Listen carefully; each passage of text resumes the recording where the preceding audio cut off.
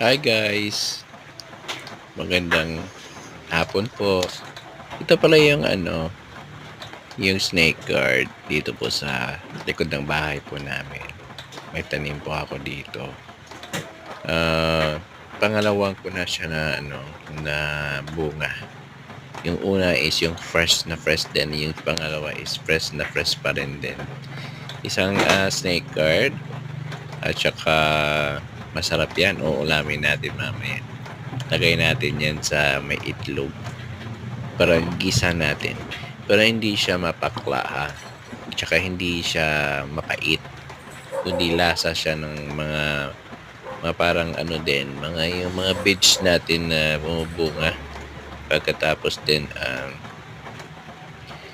nag-harvest ako, kinuha ko na siya. Tinignan ko muna kung mayroong mga kinakain ng insekto o mayroon siyang So, tinignan ko muna sa puno hanggang sa dulo at tsaka kukunin ko na siya.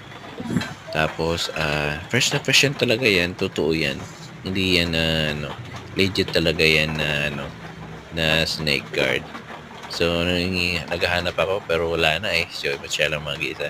So, guys, abangan nyo po abangan nyo po yung video ko ngayon. Kasi, yung vlog ko talaga is,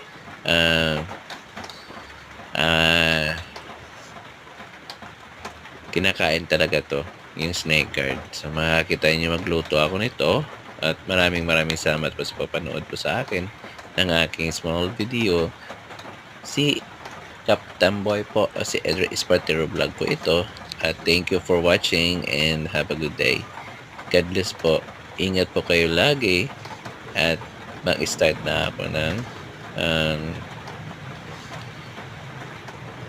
pagluto nito ng snake guard.